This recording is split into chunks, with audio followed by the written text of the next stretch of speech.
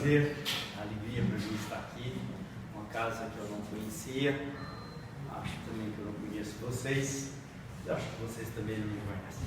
Muito bem, eu sou Giovanni Mariano, sou de Minas Gerais, moro no estado de São Paulo desde 89, sou empresário, estou na doutrina espírita basicamente 15 anos, depois que a gente teve uma perda emocional, familiar. Eu sou de uma família grande, perdi o meu pai aos 2 anos de idade, perdi a minha mãe aos 17, e perdi um filho na mesma data da minha mãe, depois de 24 anos depois, ele tinha 20 anos. Fiz agora 36 anos de casado com essa senhora que está aí do lado. E dou aula no ESD, trabalho como dialogador na segunda-feira, dou aula no ESD na quinta-feira, dou aula na quarta-feira de mediunidade. E dei aula durante 6 anos no PEDMI, com Kátia, com Roberta, do EAT. Aí esse ano eu pedi uma folguinha, eu estou meio ocupado. Então, mas tenho uma frequência grande no Centro Espírita de Bebedouro, além do Allan Kardec, a gente dá aula esporadicamente de 2 em 2 meses, mais ou menos, antes ou depois, depende da agenda de cada um. Sou também diretor da Associação Comercial, faço parte do Rotary, então tenho uma atividade grande. E hoje, acho que é só isso, né? Tá bom, né? Hoje a gente vai falar um pouquinho sobre o 9º mandamento. Não é muito corriqueiro as pessoas falarem do Velho Testamento. Eu tenho de ordem falar muito do Velho Testamento, porque nós somos uma continuidade, tá? Todo mundo aqui é espírita. Porque às vezes quando não é, as pessoas não entendem isso. Mas nós somos uma continuidade, né? Reencarnamos e viemos desde então do Velho Testamento. Somos nós, alguns migraram, mas somos nós que estamos aí sofrendo agora as expiações, as provas. Então a gente precisa falar que está ligado, tá? E para mim sempre uma palestra é um momento de estudo como outro qualquer, é um momento de despertarmos, é isso que a gente precisa. Às vezes passa uma palestra inteira, você às vezes ouviu aquilo muitas vezes de muitas pessoas, mas tem um dia que você está preparado para ouvir aquilo. Esse dia é o seu dia, é o dia que você desperta, é o dia que você fala, nossa, como isso me despertou. Olha, você já ouviu isso várias vezes, é que você se preparou. Quando eu falo de oração, eu falo sempre assim: nós não oramos para Deus porque Deus não precisa de oração, quem precisa dela somos nós. E como é que a gente precisa de oração? Para a gente se preparar para aquilo que você quer tanto, porque Deus já sabe o que você quer, Deus já sabe aquilo que é seu desejo, mas você não está preparado para recebê-lo. Então você tem que se preparar. Desculpa que a palestra parece estar ficando lá. Nós nos preparamos todos os dias, nos nossos dias corriqueiros, naquilo que nós fazemos. Por isso que orar e vigiar é tão importante. Mas não é orando nem vigiando verdadeiramente, é fazendo aquilo que eu faço todos os dias, dando o meu melhor. Isso é vigiar, isso é orar, porque eu estou dando o meu melhor, além daquilo que eu gostaria de dar, eu estou me propondo a fazer melhor que isso. Então, é me preparando verdadeiramente para aquilo que eu gostaria de ter, para aquilo que eu gostaria de ser pai ou mãe. Às vezes as pessoas falam assim: mas eu queria tanto ser mãe. Você pode criar? Você tem condição para isso? Não tem. Então o seu filho vai ter que esperar mais um tempo, não é? Então a gente quer muito, mas às vezes nós não estamos preparados para receber aquilo que a gente quer, e Deus sabe disso. E aí, quando nós estamos preparados, nós recebemos. E aí, por isso que eu falo que a oração e o momento de orar e vigiar são todos os dias, porque você se vai preparando para aquilo que você deseja tanto. O universo te dá mais do mesmo. O universo sempre responde com perguntas claras. Quando você vira o ano, a primeira coisa que pergunta: e o que você gostaria para o ano novo? Que a vida seja melhor, todo mundo.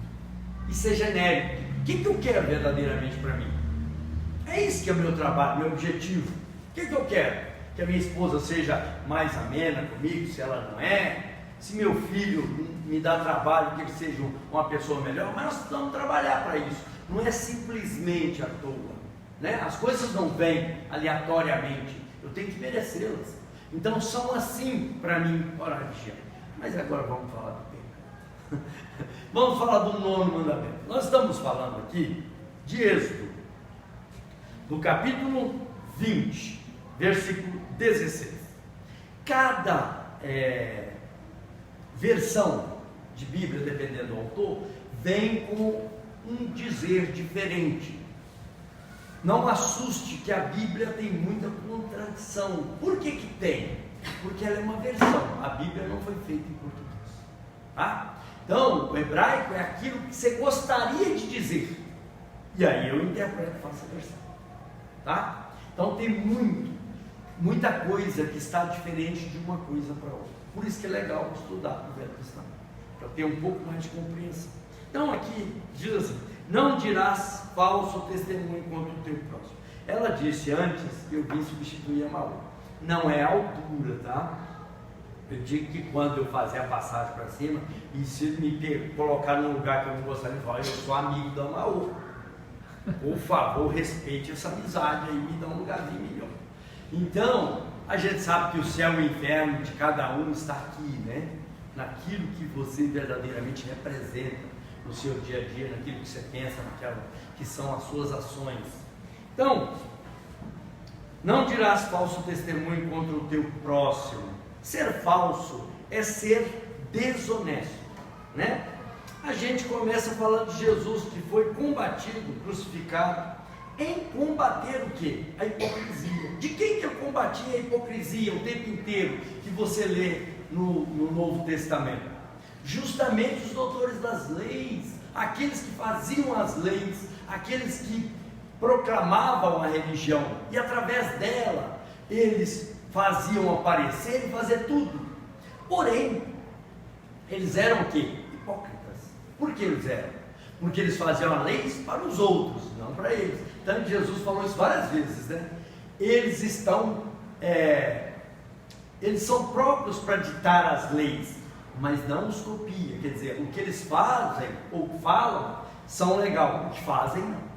Então Jesus combateu a hipocrisia daquele povo, e toda vez que ele era perguntado pelos doutores da lei, ele respondia: eu vim para os doentes, eu vim para aqueles que vocês não colocam à mesa.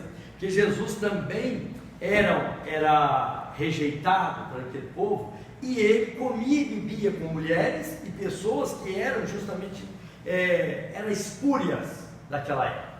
Então, alguns de vocês já foram em Israel, já fizeram os caminhos do Cristo?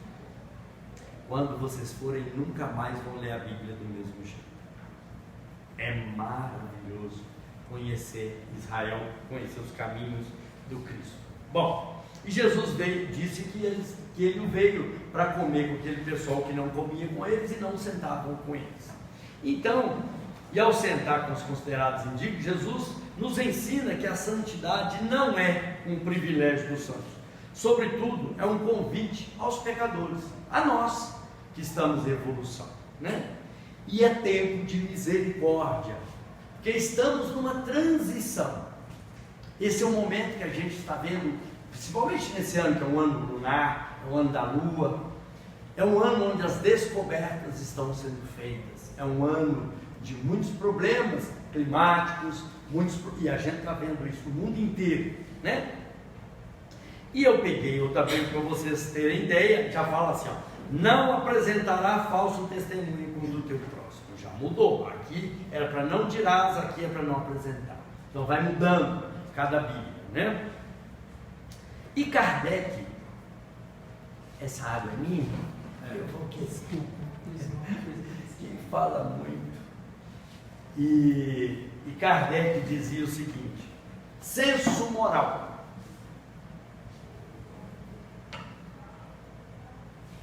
Quando você consegue distinguir moral, a cognição moral, e você apura moralmente isso. E ele dizia o seguinte: é entendimento, elaboração.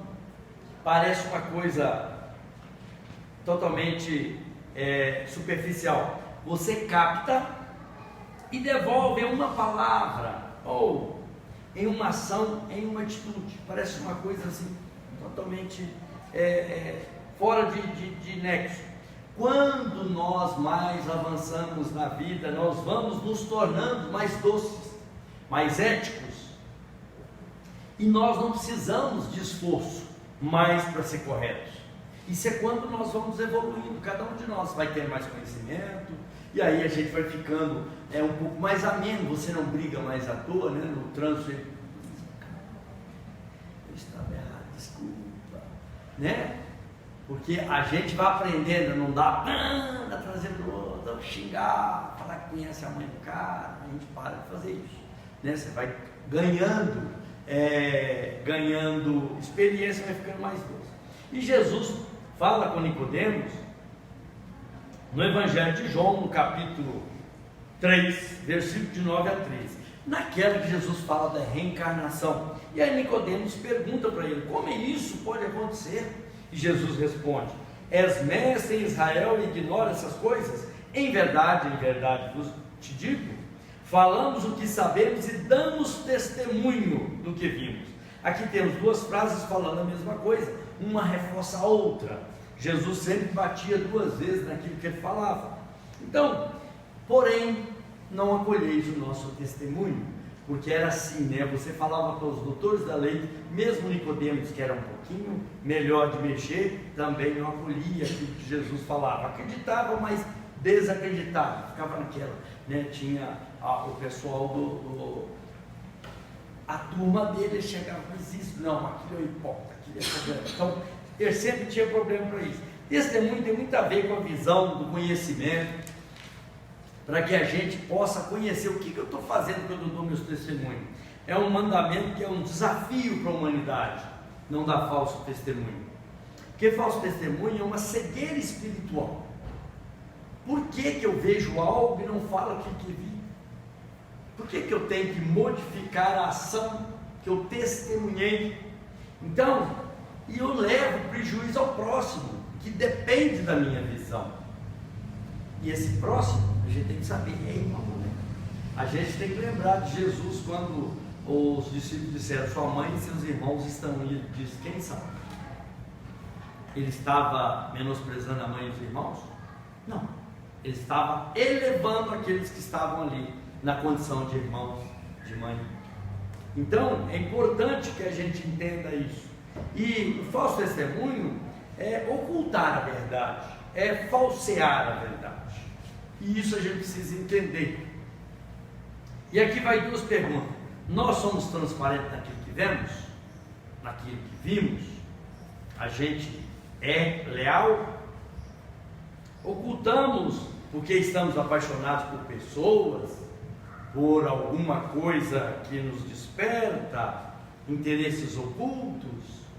Por que às vezes nós falseamos? Será que não queremos colocar em risco as nossas paixões, as nossas ideologias?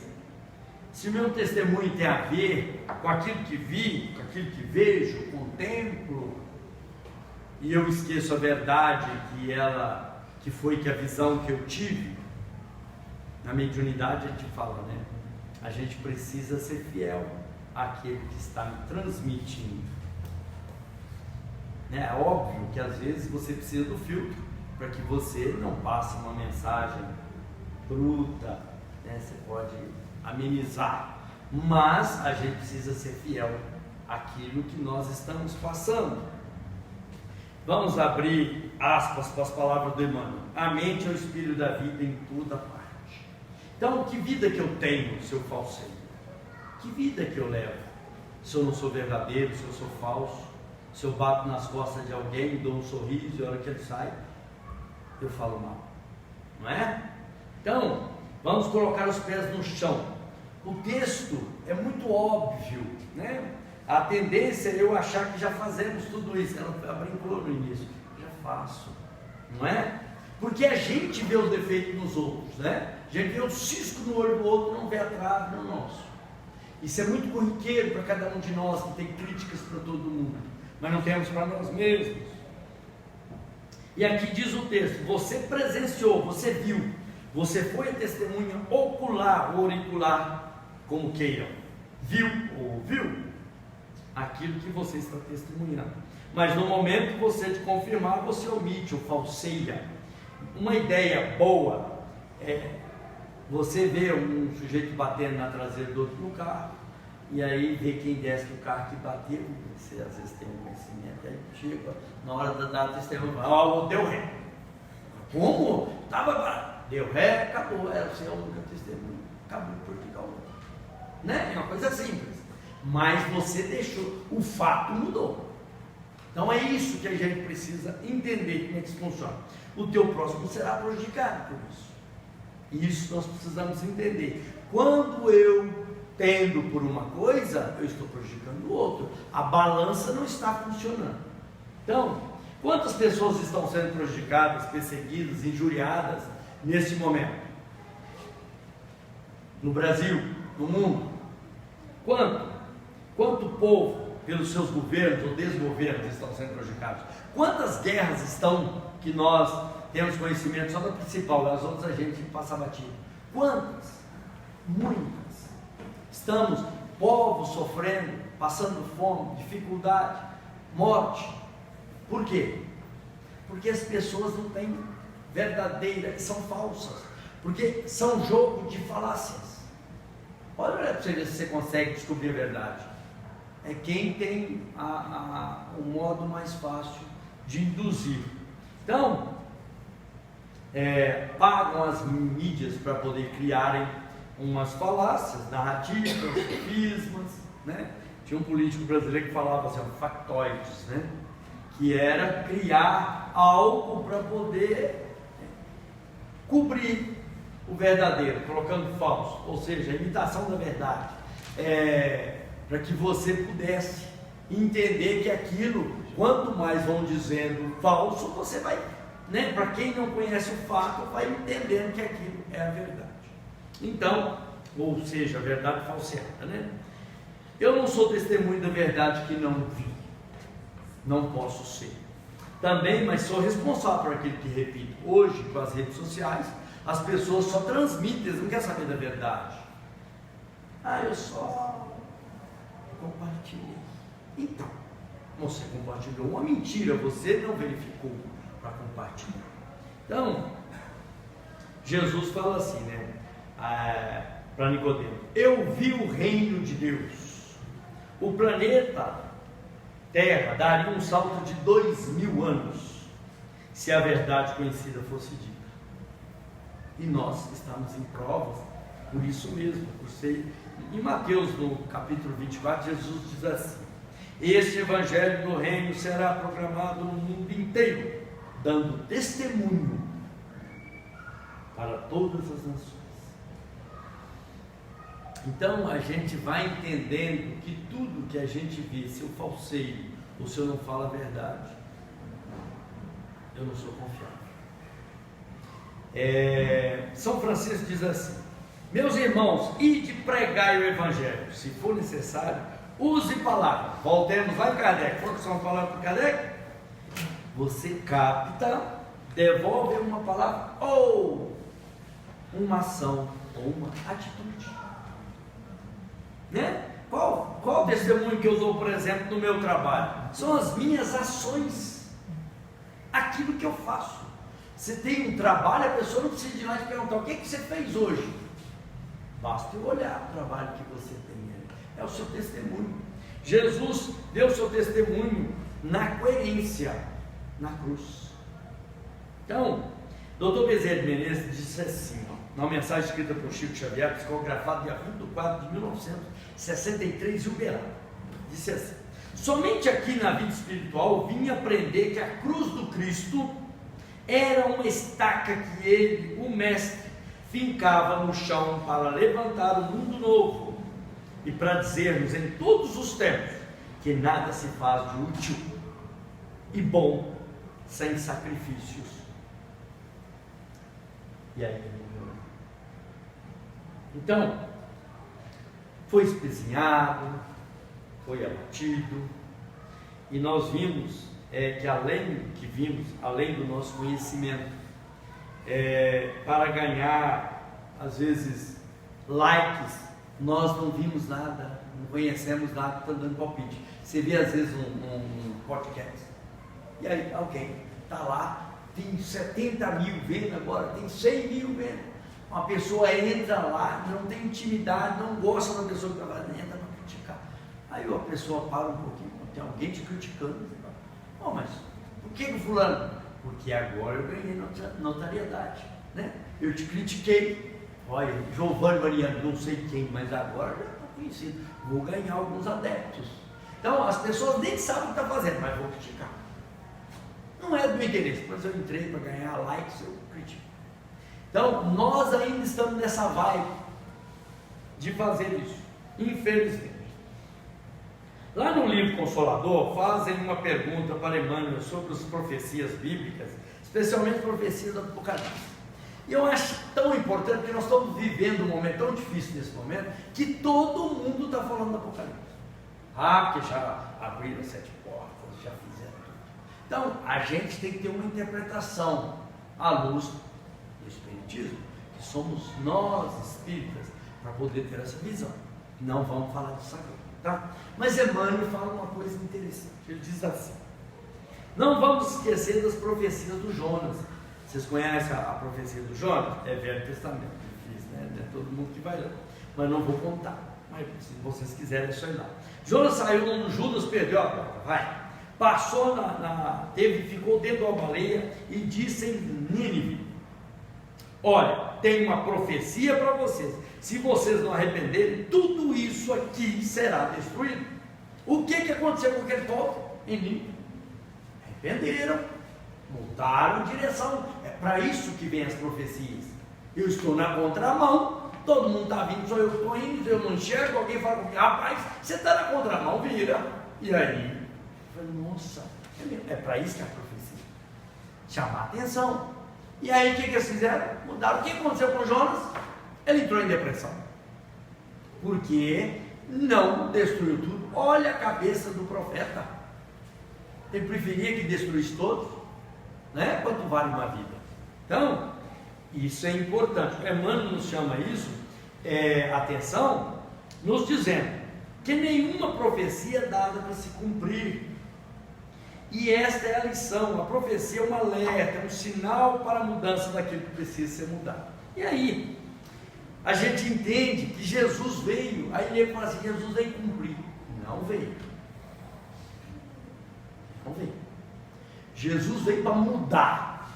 Só que com tudo que ele fez, bondade, mostrando o futuro, curando as pessoas, com tudo que ele fez, ele não morreu na cruz. Por quê? O povo não mudou. Mas ele trabalhou para esse povo mudar. Porque as pessoas têm uma coisa de falar assim, não, Jesus veio cumprir. Não, para entender, promessa é anúncio de algo bom, tá? E profecia é de juízo, só para entender. Mas Jesus disse que veio cumprir as leis do profeta. Não. Quem falou que está escrito lá? Eu não disse que nós estamos trabalhando com conversão? O que está escrito lá?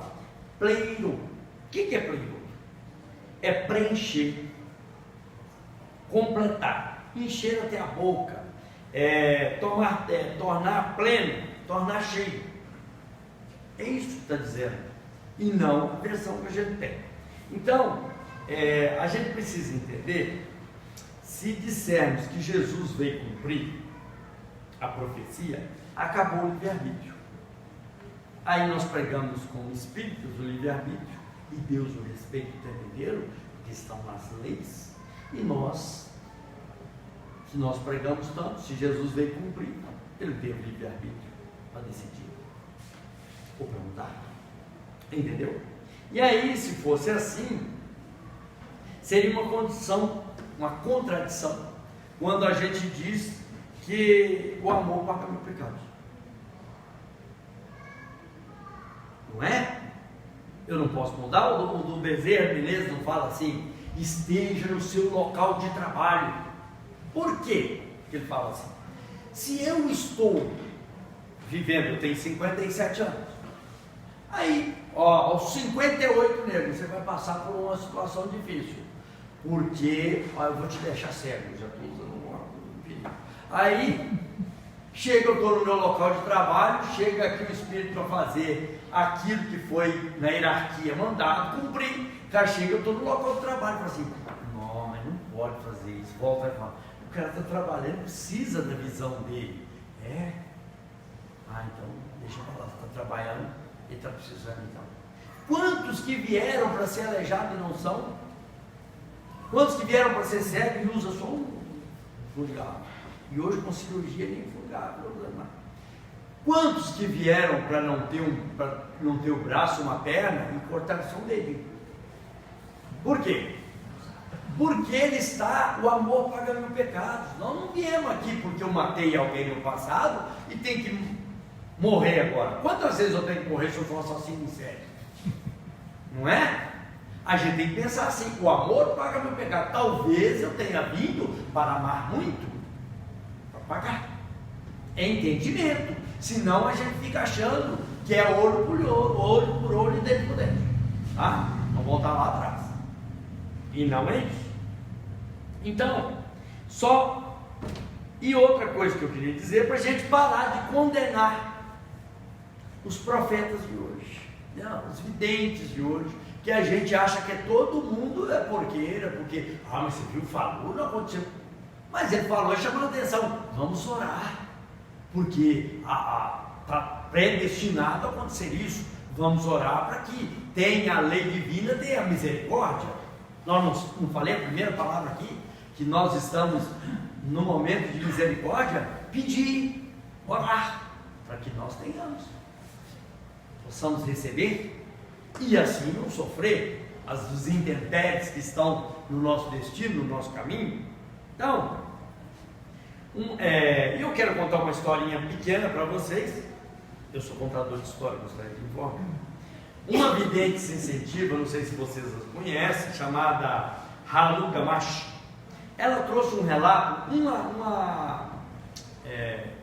é uma visão que ela trouxe um diálogo com o Espírito muito antigo, que gritava Barrabás no tempo do Cristo. E esse Espírito é um Espírito especial que todos conhecem biblicamente, que é Zebedeu.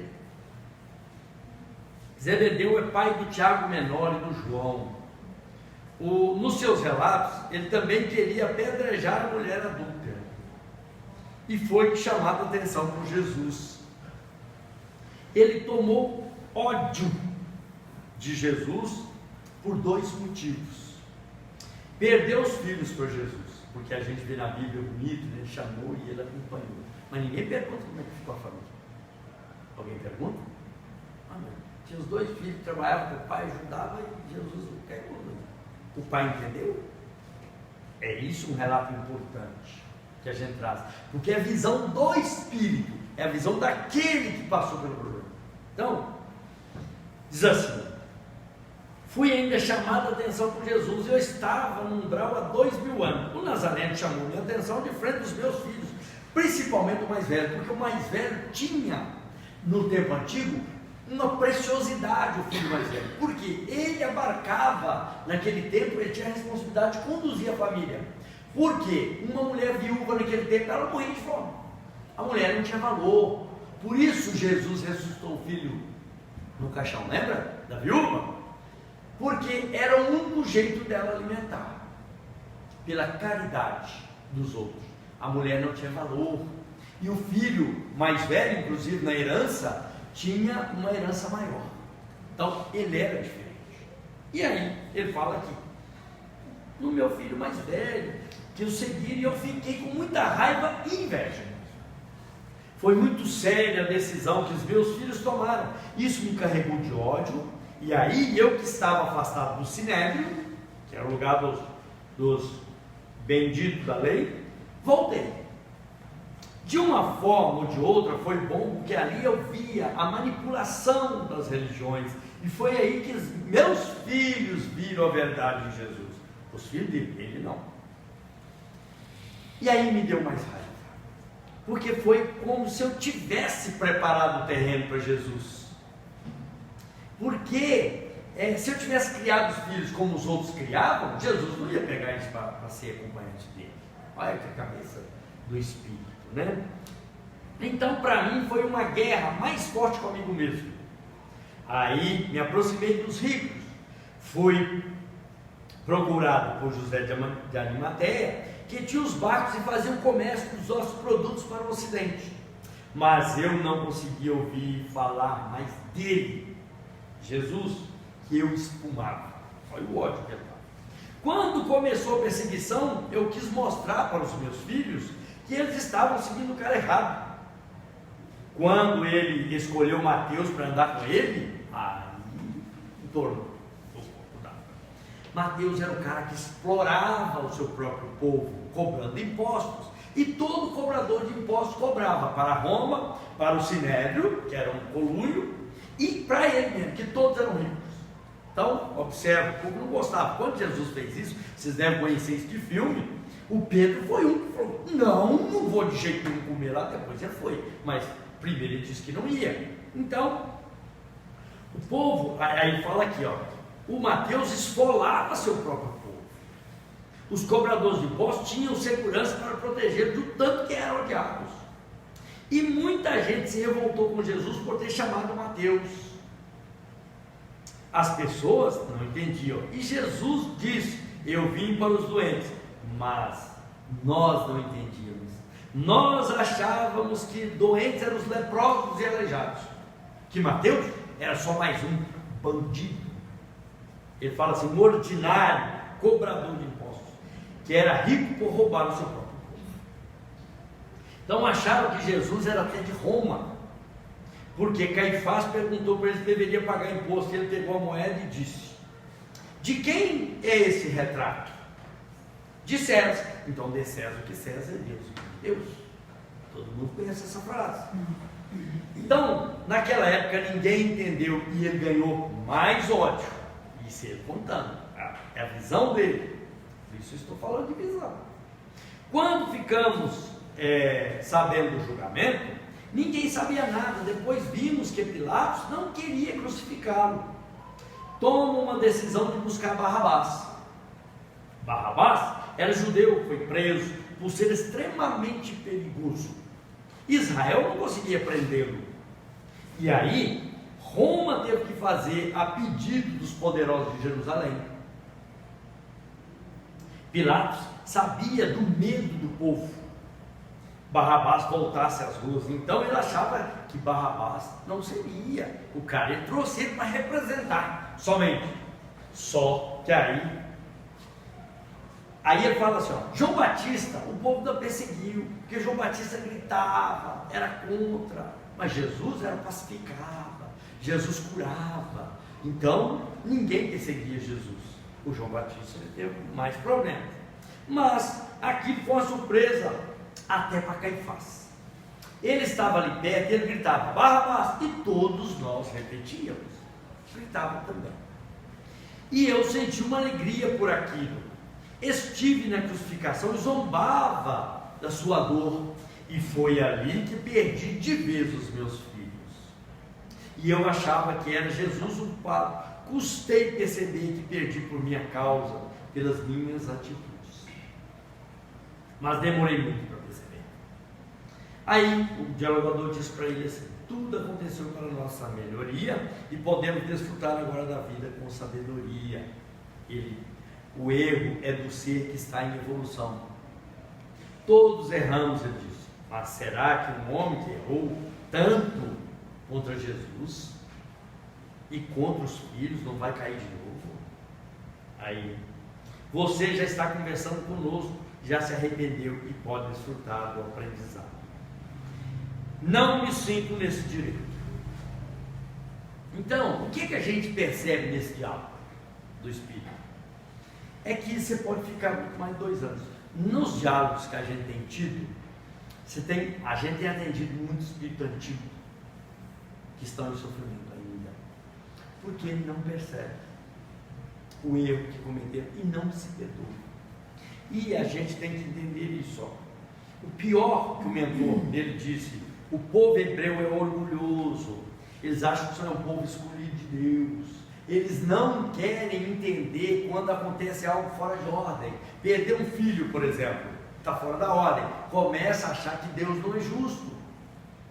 E aí, eu estive lá e é uma coisa interessante, eles têm rituais, por exemplo, ele põe um aparelho no braço, enrola até um dedo maior, depois põe na testa outro aparelho nas testas e enrola. E eu perguntei para o judeu por que ele fazia aquilo. Eu tinha que fazer uma vez por dia, pelo menos, para poder orar. Eles pegam a mesma oração, sabe a de qual sortear, mesmo lê a oração e fica balançando o corpo inteiro. Nós fomos onde Jesus teve a última ceia, e lá eles fazem essa oração.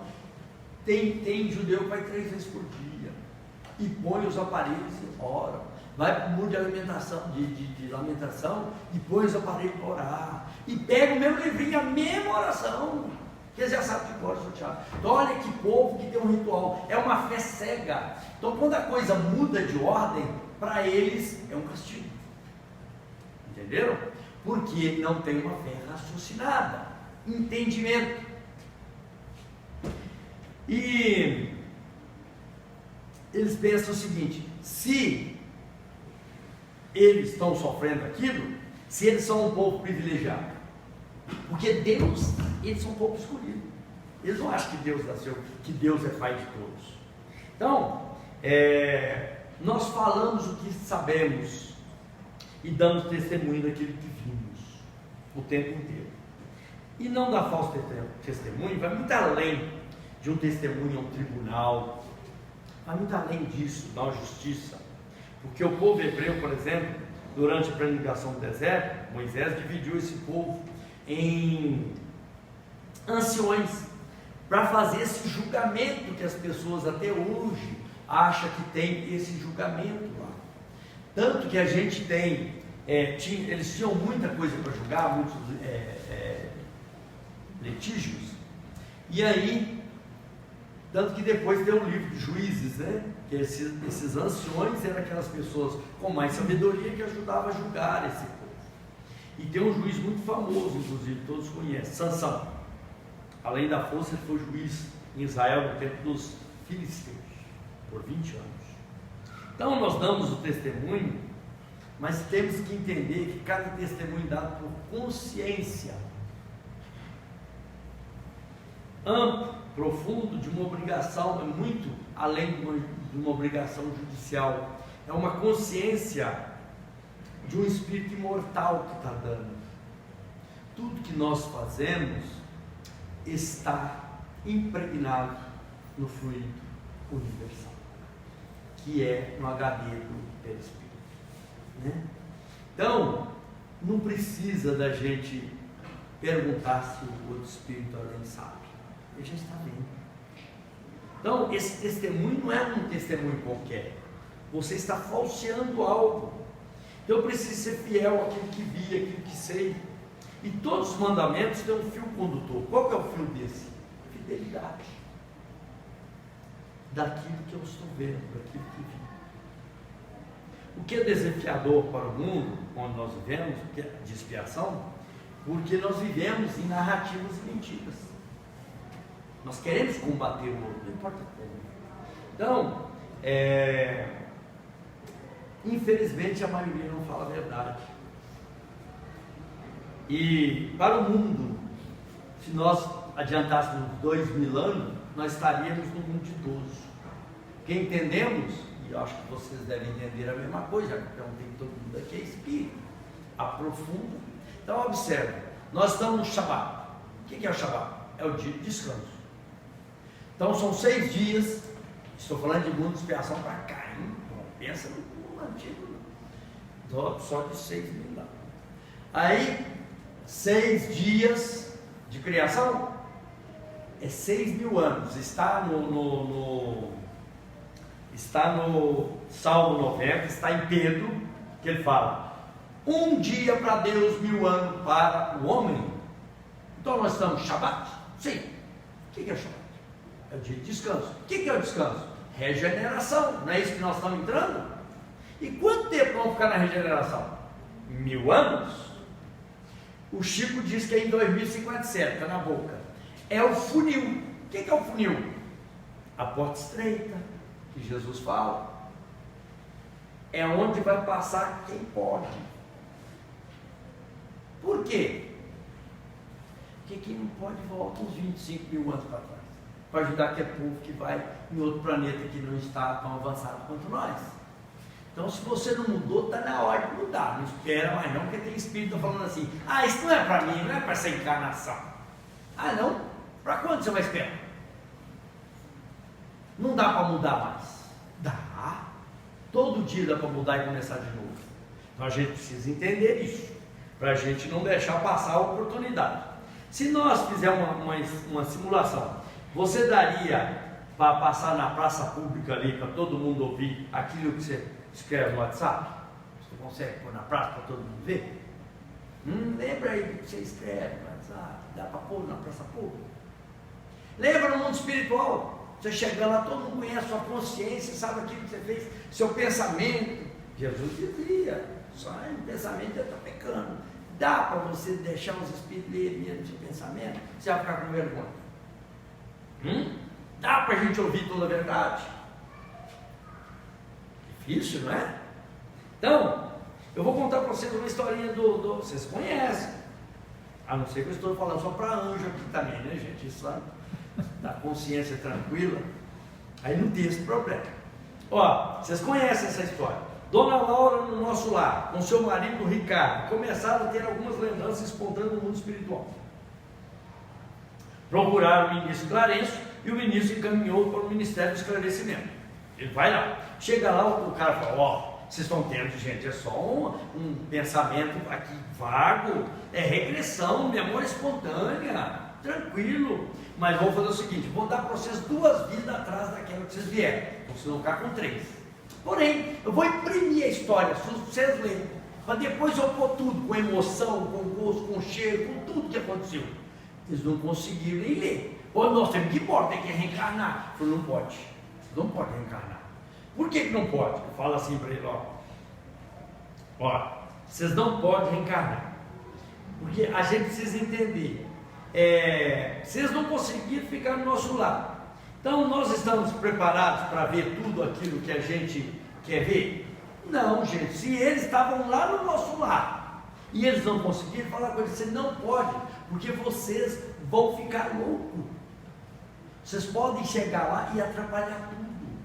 Porque nós saímos lá no mundo espiritual com vontade de resolver os nossos problemas antigos, de outras reencarnações. E a gente aqui encanta a vaidade, o orgulho, né? Nossa, que maravilha, meu Deus. A mão na consciência chamando ele: depois deixa para voltar lá. Não vai dar para fazer. Não é assim? Então, a gente não consegue. O esquecimento é uma proteção. O esquecimento é a prevenção da loucura. Se nós tivermos informações de vidas passadas, é demência. A gente não consegue suportar, porque senão nós estaríamos em outro mundo, não estaria aqui em provas não. Principalmente as pessoas inflexíveis, rígidas, porque você adoecerá e não vai recuperar da pancada. A verdade é isso. Então, nós recuperaremos toda essa informação que a gente às vezes deseja, a verdade, de acordo que a gente vai avançando no amor, de acordo que a gente vai amando mais. O perdão ao outro é um treino para perdoar a si mesmo. André Luiz diz assim: encarnação não é promoção para a angelitude. Tem gente que morre, a pessoa já está com Deus, né? Que maravilha. A pessoa aprontou a vida inteira porque morreu, já está nos braços de Deus.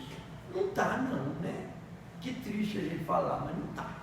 Então, se você está acostumado a falar, não fala não, porque você está mentindo, viu? Você principalmente conhece a vida do caboclo, mas ó, não está, não. Ó, vamos pedir a Deus que seja bem recebido. Vai ser uma bênção. Cumpriu bem aqui, que maravilha, né? Já está bom. Não passa disso não, porque não é caminho para a angelitude.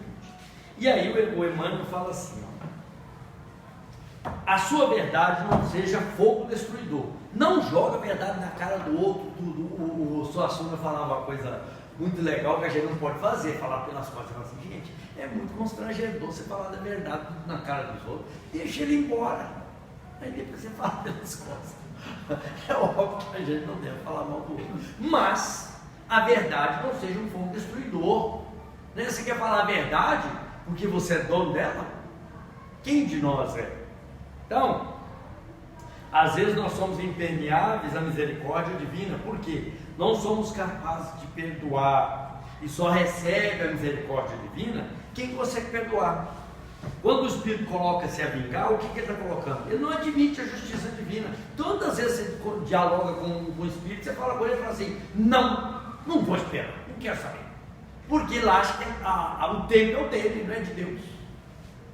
O tempo é de Deus. A cada dia o seu próprio mal. Não é? Kardec fala assim, ó, quando que Deus tem que nos consultar? Deus tem que nos consultar? A justiça de Deus é feita com a nossa permissão ou não? Por que ele tem que me consultar se ele vai perdoar, se ele não vai? O que ele vai trazer? Você tem um controle do amor de Deus? Que Deus tem a ver com a sua rigidez? Nada.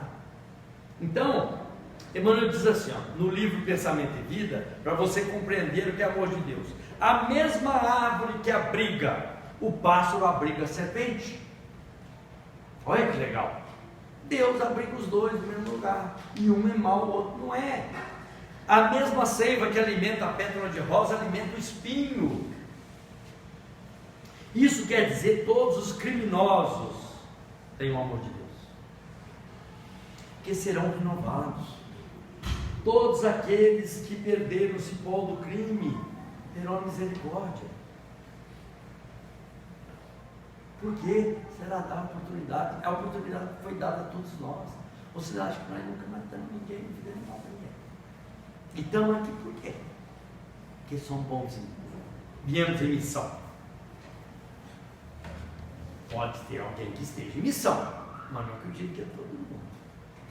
A maioria tem expiação não, mas pronto. Né?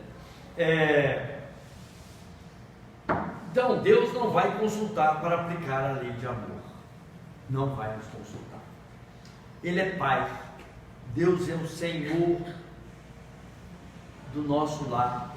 Ele não está regido pelo padrão moral nosso. É importante que a gente saiba.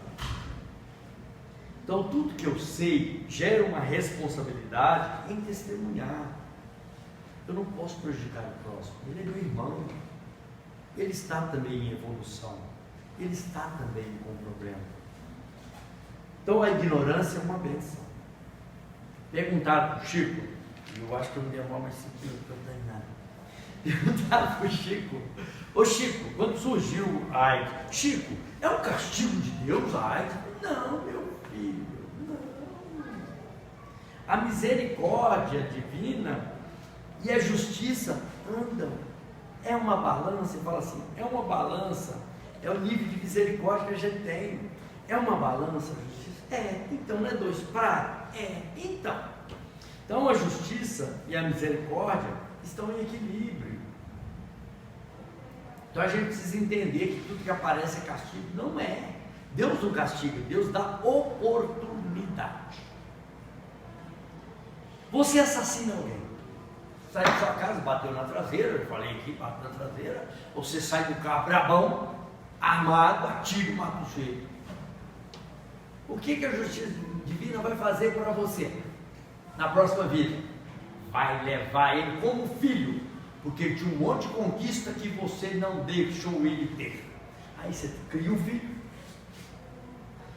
você trabalha e não dá nada para esse filho, dele tudo. Olha a justiça divina. Você fala, não, meu filho é tão ingrato. E o povo não fala assim, você viu o filho dele que trabalha para morrer, e o filho nem agradece. mas não sabe do passado dos dois, né? E aí, esse filho, você faz de tudo, talvez o filho que mais te dê trabalho, mais problema na sua vida.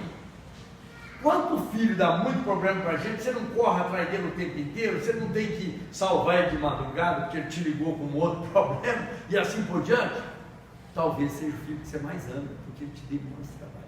Aí você vai chegar lá em cima e eles vão falar assim, e aí, pagou, regenerou? Você fala, não sei, eu amei. Olha aí a justiça. Não é importante? Ele não teve oportunidade, que você não deu, mas agora você está trabalhando para ele. Você só tem porque você tem que dar para ele. Eu só conquistei porque eu tenho que dar para ele, porque eu não deixei ele ter. Pense nessa justiça. Agora eu vou terminar. Paulo disse assim: o amor tudo sofre, o amor tudo espera, o amor tudo perdoa. O amor é aquela mãe que passa fome para os filhos comerem.